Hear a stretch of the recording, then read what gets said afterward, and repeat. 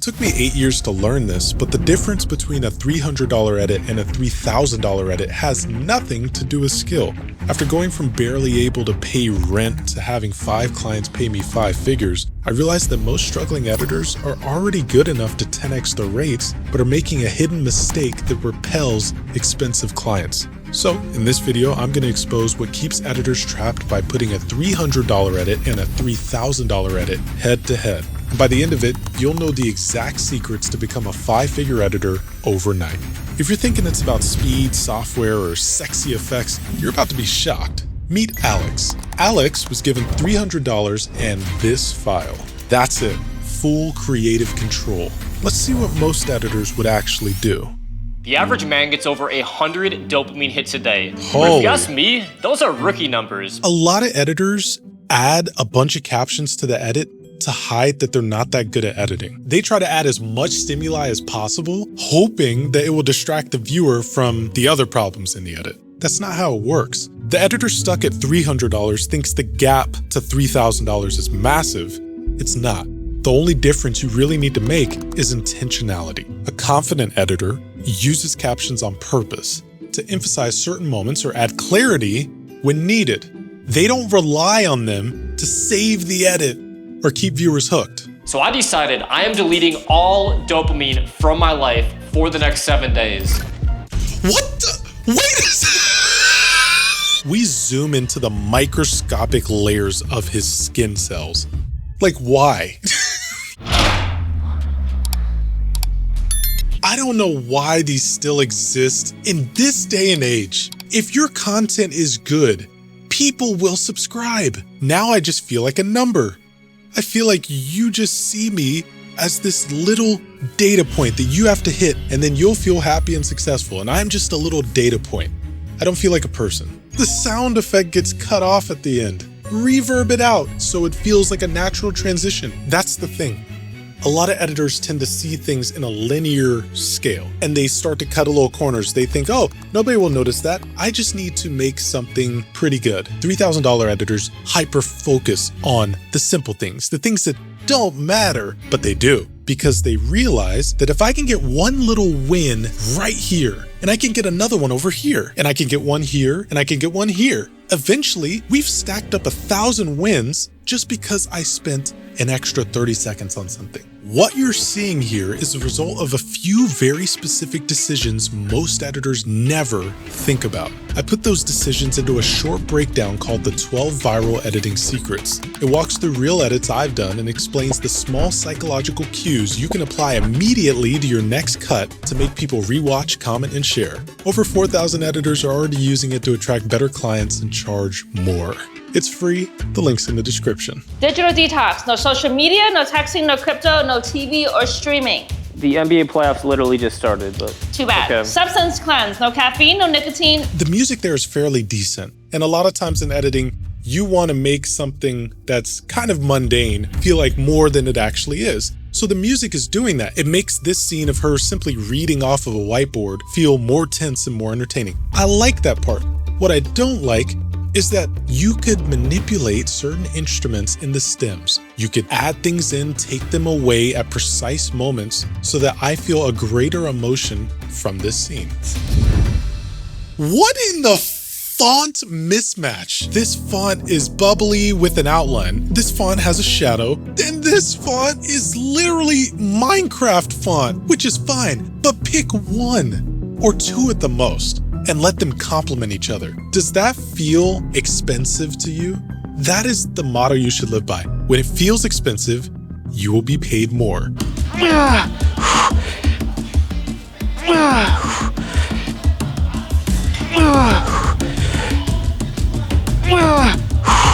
These contrasts in the music. He has this ambient, deep track. Then he switches to something with a lot more drums and a lot faster tempo. But the problem is, it's kind of muddied by the fact that he shows a bit too much of these reps. When I'm cutting fitness documentaries, I either show the reps where they're at their breaking point, or I show the reps where it's super easy for them and it shows how strong they are. It all depends on which emotion you're trying to hit for that video.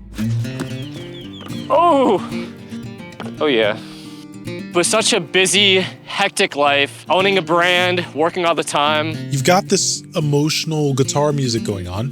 You want to make it feel sentimental? Show him and his wife having a good time. Show him shaking hands with entrepreneurs in suits. This footage can be found easily. He has a ton of videos online. Just because he doesn't send it to you doesn't mean you can't take just 5-10 minutes to find it yourself. This is just slow zooming into a website. It doesn't have nearly as much impact as just a quick little B-roll montage. But the thing about the montage is that every single shot needs to have an emotional meaning assigned to it. So I paid $80 to float in darkness and achieve total mental peace. But my brain definitely had other thoughts. Did I feed my many, many cats? What should the thumbnail of this YouTube video be? Am I doing this wrong? Then finally I shut off and I just gave it That was the really experience. nice. Okay. I love that little pause. The music selection is on point. That little pause where you just sit with the scene for a little bit is intentional.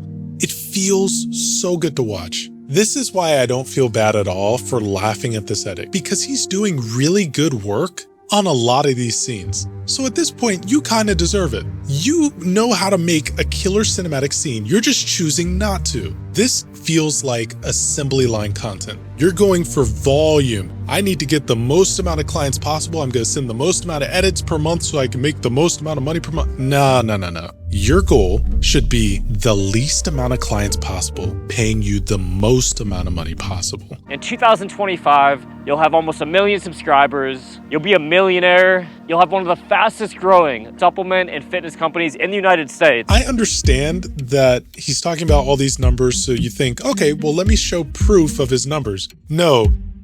Again, you just made everyone feel like a number. Myself and the superhuman community will keep you accountable. I can't believe that's how they ended the video. Editors think they can get away with this stuff. They're like, oh, it's the end of the video. Nobody's really watching that anyway, so I could just do whatever. No, the outro of your video should be just as strong as the hook.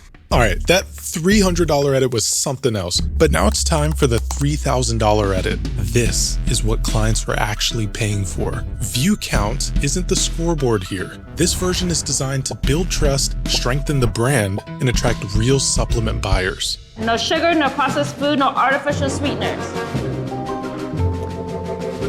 Last, entertainment ban. No music, no gambling. Notice we chose similar music for this scene. The difference is his music stays the same the entire time. It matches the general emotion, but it doesn't adapt to the micro emotions within that emotion. So at first, my music starts with the drums, and then it goes a little chill again. And then it brings in these deeper bassy drums to follow the new emotion. This is not how the music sounds in its normal form. I had to chop that song to bits so that it would sound like this. Binaural beats use two slightly different frequencies played in each ear to create a third frequency in your brain.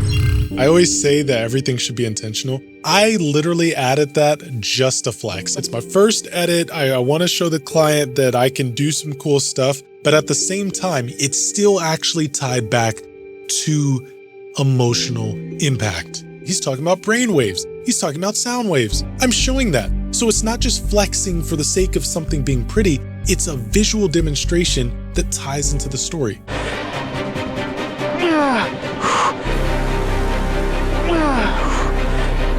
Even I felt a little bit like, oh my gosh, this music is over the top for lifting some dumbbells. But that's the thing. Do it anyway. Take the risk. I'm not building the music around the fact that he's lifting weights. I'm building the music to simulate what he's feeling in his mind while lifting the weights. This guy's going for a jog outside. Oh, we're just gonna have some EDM music. No.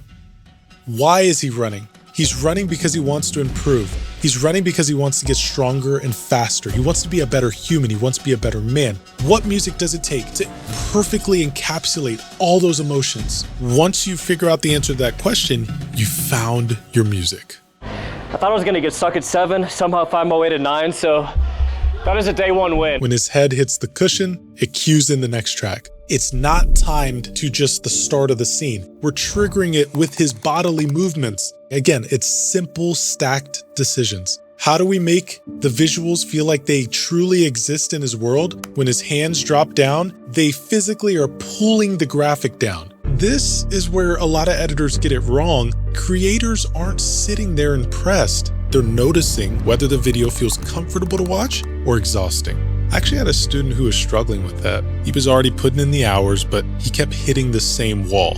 SK Pinto had the skill, but he didn't have a system for the decisions that actually make edits feel expensive. But he joined Elite Editor Academy and fixed that. I was making 2.5 consistently every month before I joined Josh's course. Based on the information and the knowledge I received from him, I was able to get to 3.5 to 4K every month, and it's due to that I quit my 9 to 5 in order to pursue this as a full-time career. But one thing that really stood out to me was the human psychology that Josh always talk about, and I believe that is the most impactful thing. That's what I'm talking about. Knowing what actually changes the way a client experiences the video and having a process you can repeat. If you want the full system instead of guessing, the link's in the description. That makes it colder, right? Yes.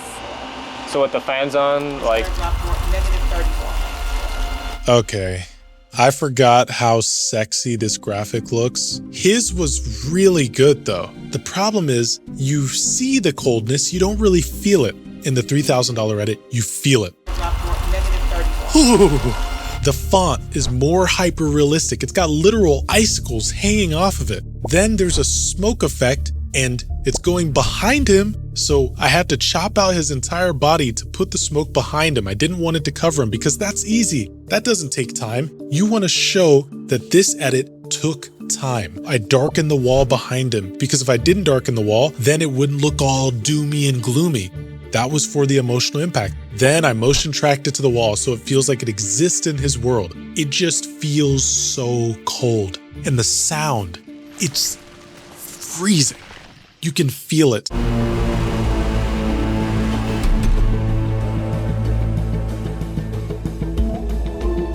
We've got a little bit of a limiting factor. And as an editor, you should be freaking out at this moment because what the heck? I can't even see the guy. How are we supposed to build emotions? I don't even have a human face. You're gonna see how I tackled that problem. I actually thought about just getting out, and I didn't think anyone would judge me. But then I realized that to become superhuman, the only way I could show the audience just how cold this is to go over the top. I didn't play it safe. I didn't just use the shots that were given. So even though some people may say like, oh, you didn't have to do this, you're doing too much. It's like, having fun. And that's the thing. A lot of editors are kind of afraid to have fun because they think the clients are going to hate it. But sometimes if you take the risk, it'll pay off and they'll trust you with more. The client absolutely loved this shot. And the only reason it exists is because of a limitation in the footage. Did I feed my many cats? What should the thumbnail of this YouTube video be? Am I doing this wrong? Have you noticed something that's been subtly showing up throughout the entire video? Well, look at that book right there. You notice the character? It's a lion. And look at this. It's another lion. Look right here. Another lion. Matter of fact, look at the custom-made outro I made just for this client. I made the intentional decision to show his brand logo whenever possible. So if you're used to getting rejected from clients all the time, even though you're doing these test edits that you think are cool, have you ever considered that maybe it doesn't feel like it's a part of the client's existing world? Maybe you deviated so far from their brand, so far from their vision, that they can't even see a future with you. And if you would have told me, Troy, in 2025, you'll have almost 1 million subscribers, you'll be a millionaire, you'll have one of the fastest growing supplement and fitness companies in the United States. I could have cut to B-roll while he's saying those things. Because remember earlier I said, oh, you should cut the B-roll while he's talking about the basketball and how he's missing out on it. At that moment, it was perfect for impact. But for this moment, he's reflecting. So let's just focus the camera on him, 0 cuts. The thing is, with editing, you bend the rules. You always have to adapt to what you're seeing and what you're feeling. That's how you get into his head. That's how you connect the audience to the human and the human to the brand. Now, after I sent the edit to the client, His response went in a direction I wasn't expecting. He has over 500 videos on his channel, and he told me this was the first time he watched one of his own videos like a viewer instead of nervously reviewing it for mistakes. He also said he felt his on-camera performance was only a 5 out of 10, and yet the edit still carried the video. He also took the feedback I gave him and passed it directly to the videographer he's promoting to lead. If this comparison is making something uncomfortable click in your head, that's not an accident. What you're seeing is the surface level difference. The real change starts when you begin noticing the moments that quietly create tension and the ones that let an audience relax. That awareness is what pulls editors out the $200 tier and into a completely different level. But it's the part almost no one ever gets shown, and you can watch that video here.